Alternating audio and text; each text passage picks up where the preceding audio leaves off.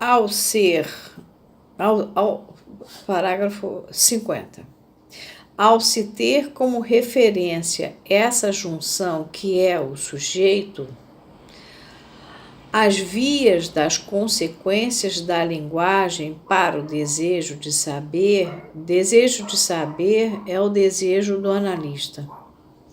Talvez se tornem mais transitáveis devido ao que sabemos desde sempre sobre a distância que o separa de sua existência. Sua existência de quê? De sujeito mesmo. De ser sexuado ou até mesmo de ser vivo. Porque ele é um ser falante, ele é um usuário do significante.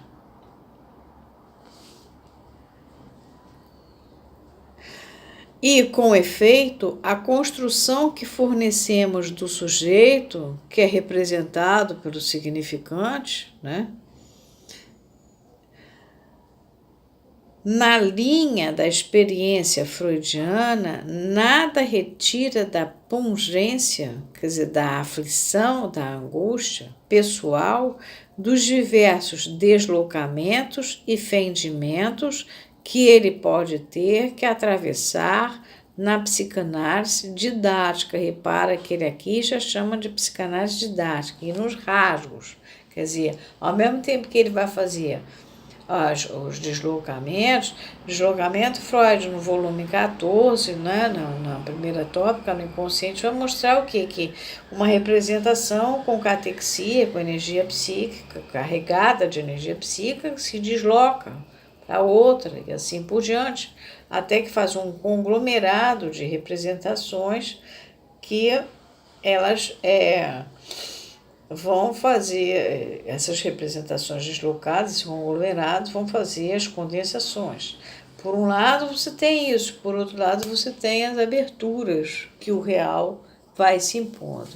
Aqui ele então já considera o analista como um analista de dado. Se esta registra as resistências transpostas, é por elas preencherem o espaço de defesa em que se organiza o sujeito, e é somente em certos balizamentos estruturais que podemos seguir o percurso que se faz para esboçar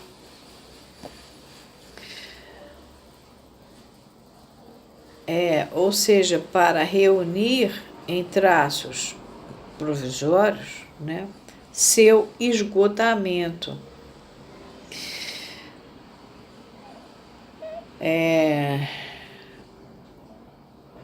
Essas resistências, a resistência é a qualidade de um corpo que reage contra a ação de outro corpo. É a oposição, é reação, é recusa de submissão à vontade de outrem. Quando ele chega no fim da análise, nesse ponto, eu vou pegar um pedacinho aqui, sem ressentimentos, culpas, julgamentos ou ilusões, o sujeito já se sabe como aquele que nada tem a perder, porque de fato nada tem além disso também é o sabe, que lhe escapa, e pode então usufruir na plenitude de cada instante da banalidade da própria vida, e por isso pode agora viver a intransitividade do desejo. Porque o desejo, ele na verdade, ele deseja desejar, ele é intransitivo.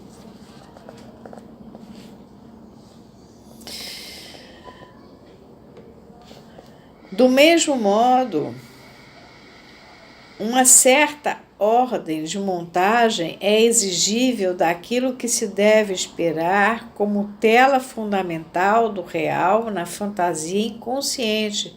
Vocês lembram que eu fiz aqueles negócios de desenho, de vaso de flor, Então, a imagem real sai, na verdade, de um objeto real. E a virtual é aquela que você vê no espelho ao contrário. Da onde surge e nasce, no estádio do espelho, esse sujeito do inconsciente. Quer dizer, toda essa ordem de montagem é exigível daquilo que se deve esperar como tela fundamental do real na fantasia inconsciente. Todos esses valores de controle não impedem que a castração, que é a chave desse viés radical do sujeito, por onde se dá o advento do sintoma,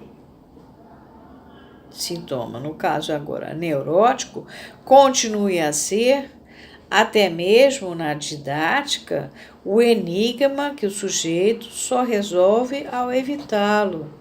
Ele tem que se desapegar, aquilo tudo tem que virar lixo, só tem que sobrar o S1 dele e o dejeto, e o lixo.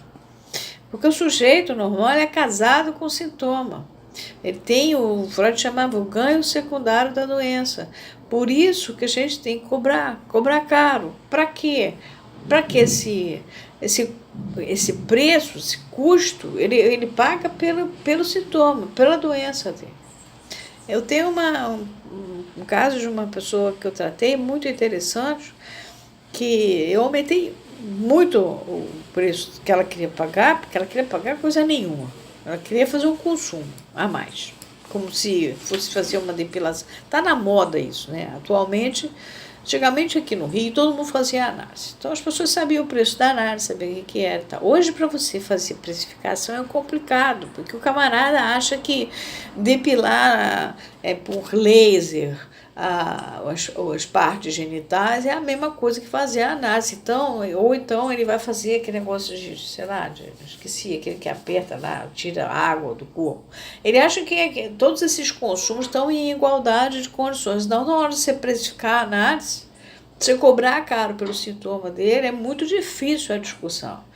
A não ser que ele venha de uma classe social que está acostumada a valorizar a psicanálise. E nós estamos passando por um momento que já vem de alguns anos, onde você tem que fazer o camarada entender que a análise é outra história.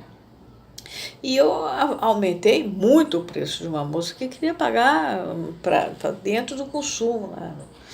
Do luxo dela, das bobagens. E aí ela começou a andar loucamente. E aí um dia ela falou para mim assim, a senhora sabe que eu descobri que foi muito bom a senhora me cobrar muito caro, porque depois que a senhora me cobrou muito caro, eu mudei completamente, eu estou andando muito. Eu achei tão engraçadinho. É verdade. Você tem que arrancar o dinheiro, não é para você ficar rica, é porque aquilo, ela tem que pagar por aquela doença. Senão não tinha como.